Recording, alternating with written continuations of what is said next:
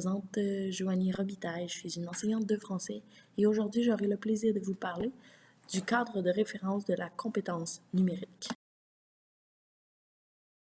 Le cadre de référence de la compétence numérique est en fait un document ministériel qui favorise l'utilisation des ressources numériques. Donc, dans une société du 21e siècle où les technologies sont partout, on espère que les élèves et que la société en général soient suffisamment compétentes pour utiliser ces différentes technologies.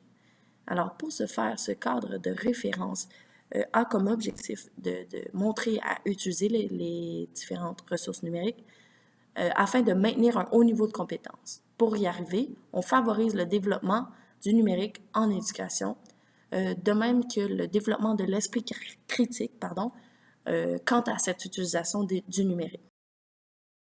La présentation se déroulera en 3 temps. Alors, dans un premier temps, j'évaluerai les 12 dimensions par rapport à la 8e compétence professionnelle des enseignants, qui est en fait liée au TIC. Ensuite, je ferai la même chose, mais pour les autres compétences professionnelles. Et je terminerai par l'évaluation du cadre de référence par rapport au programme de formation de l'École québécoise. La première partie consiste à l'intégration des 12 dimensions dans la 8e compétence professionnelle.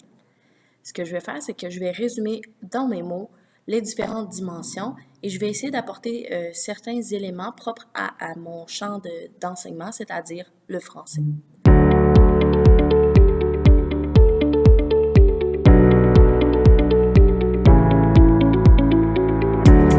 Dans la dimension 2, on parle de maintenir sa compétence à jour et de solliciter l'aide nécessaire. Alors, l'enseignant doit intervenir auprès de ses élèves pour développer des principes de littératie, comme c'est expliqué dans la 8e compétence. Donc, on veut que les jeunes soient aptes à utiliser les technologies. Et on veut favoriser la collaboration entre les élèves en utilisant, par exemple, des situations d'apprentissage qui sont complexes où on vit des conflits cognitifs. Donc, on fait appel à nos collègues pour bien réussir la tâche qui est demandée.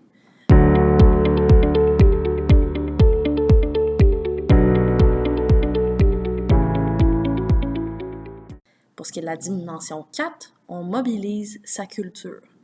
Alors, on permet d'apprendre davantage sur un sujet. Donc, comme dans la compétence 8, on peut passer de la culture première à la culture seconde, notamment en faisant des recherches. On approfondit nos connaissances sur un sujet divers. Pour ce qui est de la dimension 5, on mise sur la collaboration. Alors, c'est un principe de socio-constructivisme, comme on indique dans les compétences professionnelles, c'est-à-dire qu'on veut que les élèves interagissent ensemble pour favoriser un climat d'apprentissage. À titre d'exemple, en français, j'utilise le glossaire interactif, c'est-à-dire qu'à chaque fois qu'on lit une œuvre, les élèves mettent en ligne les mots qu'ils n'ont pas compris, donnent leur propre définition, et donc, on ajoute au fil du temps différents vocabulaires et ce vocabulaire-là est réutilisé dans leur production écrite future.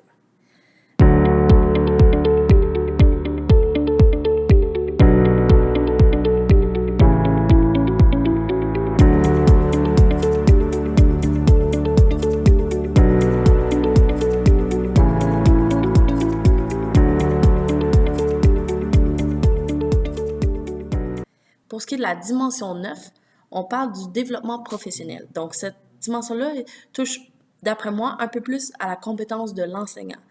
Alors, dans la compétence 8, on faisait appel au développement professionnel en disant qu'on pouvait multiplier les options du développement professionnel maintenant grâce aux technologies. Alors, on n'a plus besoin d'aller à des formations qui sont définies, mais on peut s'enrichir soi-même en utilisant des ressources sur Internet, en utilisant des groupes. On nommait, à titre d'exemple, l'école branchée, donc qui permet d'avoir accès à différentes situations d'apprentissage ou ressources pour développer ses compétences du numérique.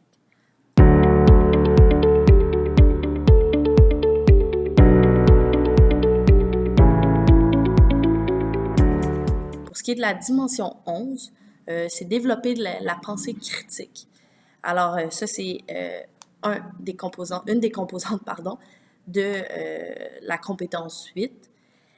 Alors, ce qu'on veut, c'est que on doit poser un jugement qui est réflexif et critique, en se posant des questions et en comparant. À titre d'exemple, dans ma classe, pour ce qui est du texte descriptif, par exemple, je demande aux élèves d'aller chercher l'information sur Internet. Si, je donne comme exemple, ils doivent écrire un texte sur une personnalité connue, ils doivent trouver les informations, ils doivent trouver 3 sources qui vont valider l'information. Alors, s'ils veulent inclure cette information-là dans leur texte, elle doit avoir au préalable été vérifiée dans 3 différentes sources. Donc, pour éviter vraiment apprendre à être critique par rapport à ce qu'on lit, et c'est pas parce qu'on lit une fois que c'est nécessairement véridique.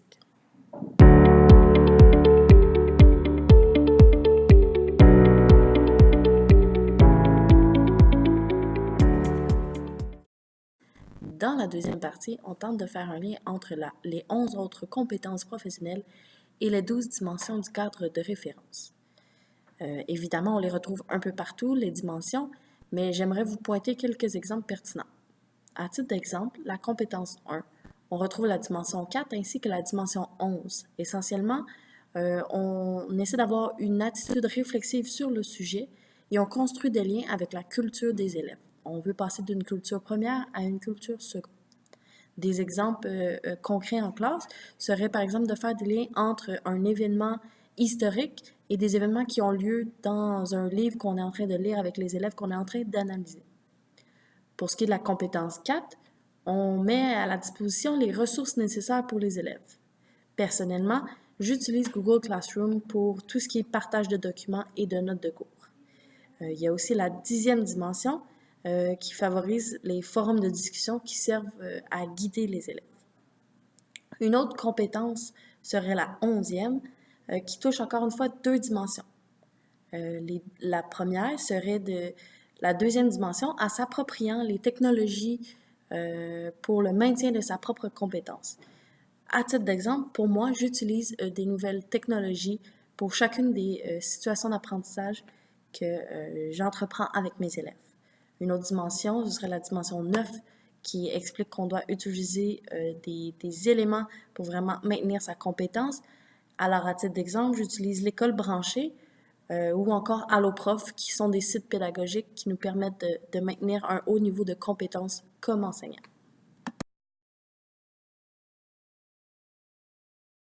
Dans cette troisième partie, on tente de faire un lien entre le programme de formation et le cadre de référence. Tout d'abord, on doit savoir que les deux documents sont des documents ministériels dont la structure favorise un développement par les compétences. On offre en fait des pistes d'exploitation qui visent ultimement à un enseignement uniforme au Québec. Que ce soit pour les missions, les visées ou encore les orientations du PFEQ, on voit que les différentes dimensions s'insèrent toutes dans les éléments du PFEQ. Par exemple, on parle de l'importance de développer des compétences du numérique pour s'instruire dans un monde de savoir, ou encore pour développer son pouvoir d'action. Bref, les dimensions favorisent aussi la réussite pour tous, en tenant compte des différences et des besoins de chacun, et en offrant, entre autres, une ouverture sur le monde. Pour ce qui est des domaines généraux de formation, on parle d'entrepreneuriat, où l'on tente de développer la coopération et la collaboration entre les élèves, et les médias, donc qui rejoignent en tout point les différentes dimensions. Pour ce qui est des compétences transversales, alors il y a beaucoup d'éléments qui rejoignent les dimensions.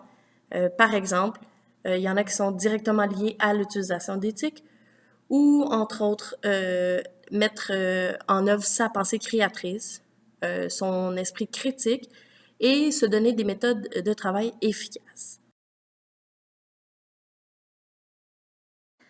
En conclusion, le cadre de référence de la compétence numérique se divise en 12 dimensions et a comme but de favoriser les innovations technologiques et la compétence par rapport au numérique. Alors, les différentes dimensions ont des liens directs avec l'approche par compétences. On a vu qu'il était possible de faire des liens avec les compétences professionnelles, de même qu'avec le programme de formation de l'École québécoise. Ce que je retiens de ce cadre de référence, c'est que je peux maintenant innover dans mes pratiques quotidiennes et j'ai découvert de nouvelles ressources en éducation. J'ai aussi vu ce qui se faisait dans les recherches en éducation et ça m'a rappelé en quelque sorte mon rôle en tant qu'enseignant de développer la compétence numérique chez mes élèves. Finalement, ça m'a invité à approfondir mon développement professionnel en essayant d'en apprendre davantage sur le sujet. Alors, je vous remercie pour votre écoute et je vous souhaite une belle journée. Au revoir.